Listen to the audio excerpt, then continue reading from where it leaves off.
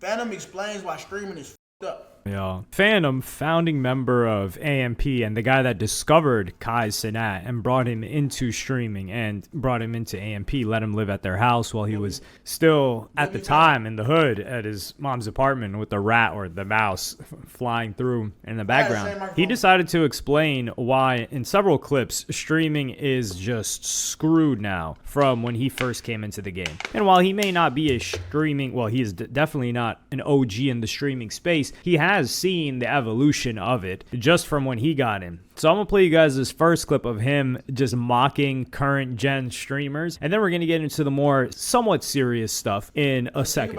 Chat, yo, this how streamers, this how the streamers be now. Look, yo, chat, I gotta take a piss. Chat, should I pee now or later? Chat. I ain't never asked y'all if I had to pee. He can't be talking about me, chat. Y'all know I'm gonna go piss. Should I just pee now or later, chat? Chat, I gotta pee. Should I pee now or should I just hold it? Should I hold it or should I just pee now? I'm gonna go piss. Now? Alright, bet. Chat, should I run or should I just walk to the bathroom? Here, this really makes me think of Neon, other than anybody else that I can think of off the top of my head. Because Neon was somebody, especially in the maybe a year and a half, 2 years ago, 2023, certainly, he was just somebody that was absolutely run by. Do I gotta ask y'all? Do I gotta ask y'all if I gotta pee now? Do I gotta ask y'all that shit? That's the meta. Is that the meta? I gotta ask if I can piss. I gotta ask if I can piss, chat. Is that the meta?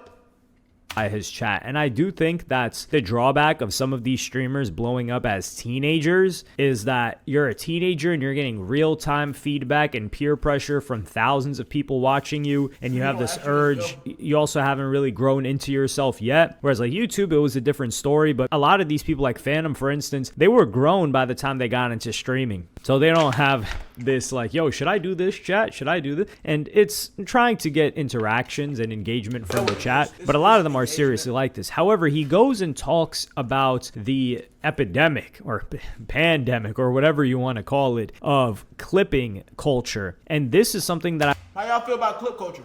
I've wanted to touch on for quite a while, but I just haven't The whole time. had the right spark to hit on it. I didn't know on what topic I would do it, so I think today's a good video for it. So I'm gonna play you guys the clip first. Nah, I don't even think people trying to force beef. I think people trying to get their clips, get their views, get their fucking numbers up. Yeah, that's really what it is, bro. This whole shit is, it's this shit a competition, man. Throughout, all the way throughout. You know what I'm saying? This shit switched, my nigga. Even it's down to the clipping, nigga, bro. Even the Clippers is in competition. Word to everybody, bro. I'm telling you, gang. Like certain shit is facts. Other shit is cat. Certain shit is dead facts, though. No bullshit, chat. The Clip niggas is going hard, trying to see, all right, who could rage bait the hardest? Damn. Who could rage bait the hardest? All right, who could get out the clip faster? All right, who, you know what I'm saying? But you know what it is, though? That's just how it is. It's facts. Everybody's spitting facts. It is what it is. You dead can't say nothing, though. You know what I'm saying? Because that's what the game is now. The game is always evolving. It's either you adapt or you die, man. Real simple, bro. If a nigga get caught up in anything, what's a smart move to do, chat? You gotta shut the fuck up. You gotta backpedal. You gotta say something else. You gotta switch it up real quick. You know what I'm saying? See, me, that's why I ain't gonna lie. That's why my shit, I don't go nowhere, chat. I ain't gonna lie. You know what I'm saying? I don't even share my streams. No bullshit. Don't believe me. Go on my gram right now. Go check if I shared my stream. I don't even share my live. I just click on live. Dead ass. That's how I want to be, bro. For what?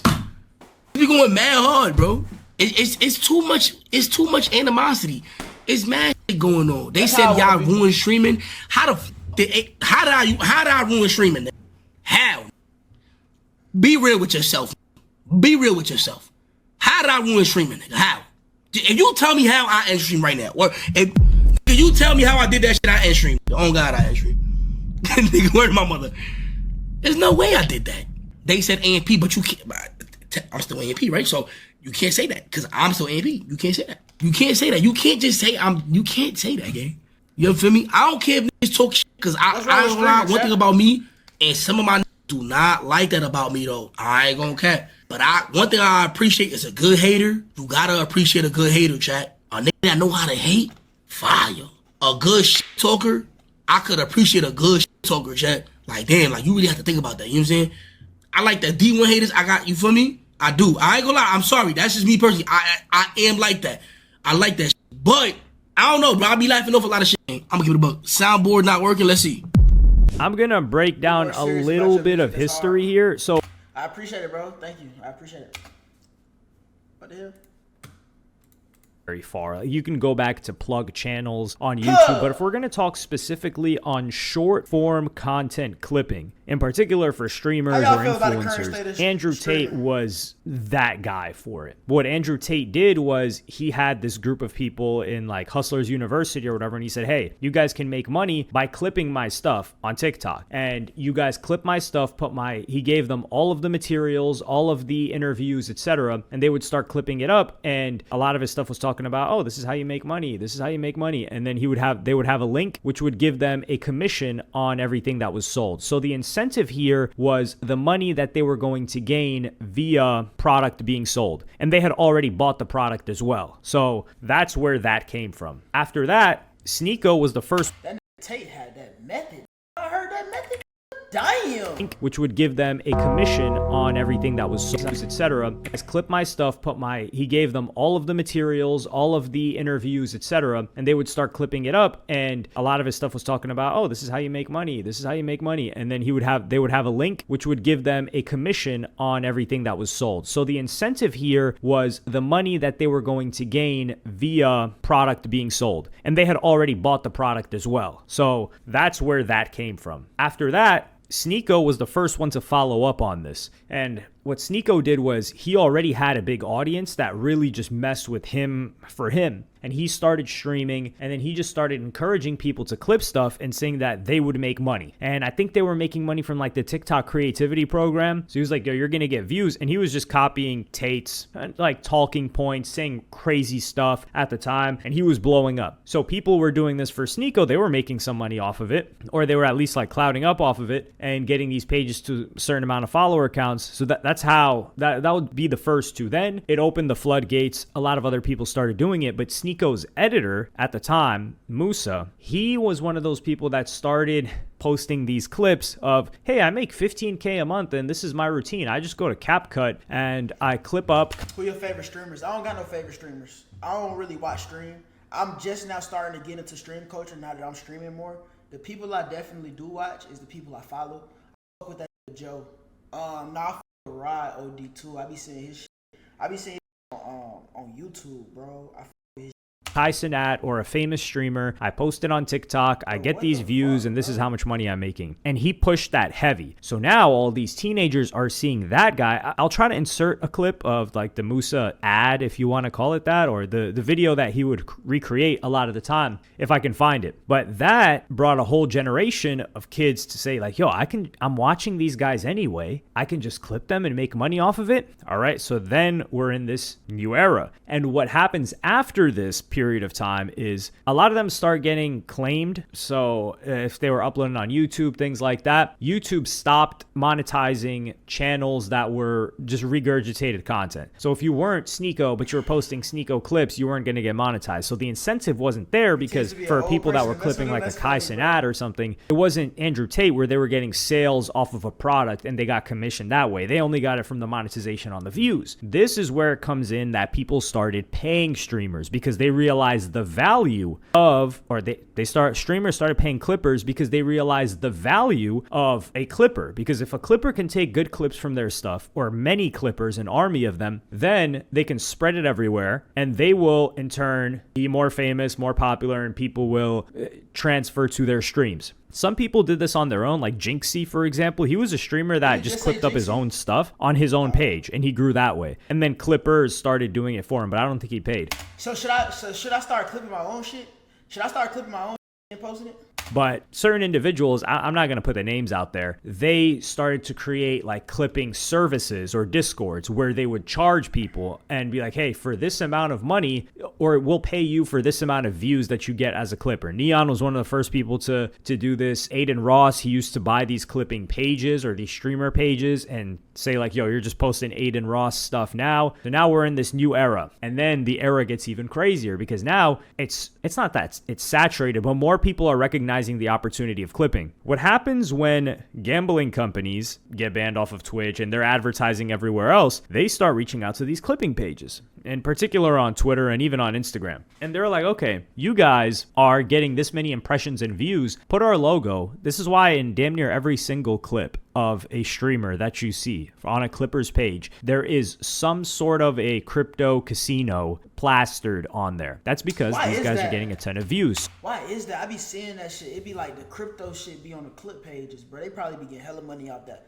So it goes back to they can't make money off of AdSense because it's regurgitated content. They may not be getting paid as much from the streamers, right? And then now what's going to pay them the most is the gambling. So the more views and impressions they can get for this gambling sponsor, the more money that they're going to get paid. So now what is the incentive for the Clippers? The Clippers incentive is to get the best clips possible that are going to and by best, it means what's going to generate the most engagement, the most views, the most comments, the most replies, in particular on Twitter. And what does that? Rage bait content. So stoking beef, stoking the flame of things like that. And the more Clippers recognize these opportunities, Clippers have to get more creative with headlines. Think about them like Clippers now, I would say, are the equivalent of the National Enquirer or a TMZ. So if you guys are unfamiliar, the National Enquirer was the clipping culture. I know one that makes 10K a month. How the fuck you make 10K a month?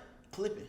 Best, I believe it was the best-selling magazine for years upon years, and people were embarrassed to say that they read it, but it was still, no one would say, the meme was, there wasn't even a meme back then, but the joke was that nobody reads the National Enquirer, but everybody reads the National Enquirer, because nobody admits it, but how was it still the #1 best-selling? But the National Enquirer was known for having headlines that were just salacious headlines based on celebrities, and then TMZ, of course, is the online version. National Enquirer used to be like at the grocery store checkout line, things like that. TMZ became the digital version of that. You could say Perez Hilton at the same time too.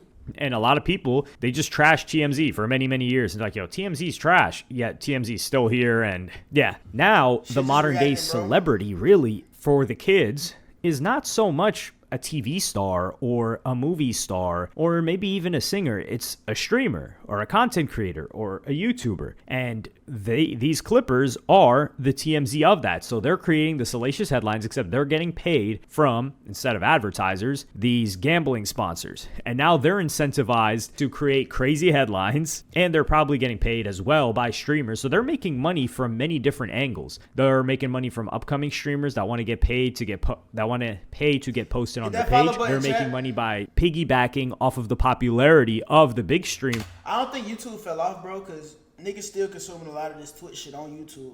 Don't get it fucked up. And using those headlines to get more impressions. And hey, if beef is happening, that means more views for them. But it's crazy because streamers were competing, right, for viewership. And now Clippers are competing for that same, not the same viewership, but they're also competing for viewership amongst each other because they each have like a gambling sponsor and they just want to be known as the best Clipper. Because if they're the best Clipper, then everyone's just going to go watch them. So we've got a full-on industry building right before our eyes. I don't know if the word beautiful is the right word to use, but it is, it's something to marvel at, that's for certain. And it's only developing quicker, and Fanum is right, where he's like, yo, if you cannot adapt fast enough, you're cooked. Now, a lot of these streamers that have been here for a long time, they'll always stay at their level but they're just not going to gain new viewers. And not everybody wants that. But if somebody wants to stay at the top of streaming, they have to be up on all of these things. They have to be spending money on Clippers, which is, it's so funny to me when people are just like, yo, this person didn't spend any money on clipping. Okay, yeah, he just blew up just like that. Okay, good. Well, some people do blow up, but I'm in particular talking about a certain streamer that, yeah, he for sure shelled out a marketing bag, just like artists do for their albums, to get everybody to talk about it. And then once you get lit enough that your name brings in views, that's when you don't really have to pay for clipping as much because the reward shifts. So they're getting more reward talking about you than you are getting from paying them to talk about you. But let me know what y'all think about this in the comments. Like and subscribe and hit the notification bell if you enjoyed. And I'm gonna see y'all in the next one. Who we talk about, chat? See, I'm not in tune to the clipping world and streaming world. And What's shit. popping, yo? That was just interesting though. That was an interesting video though.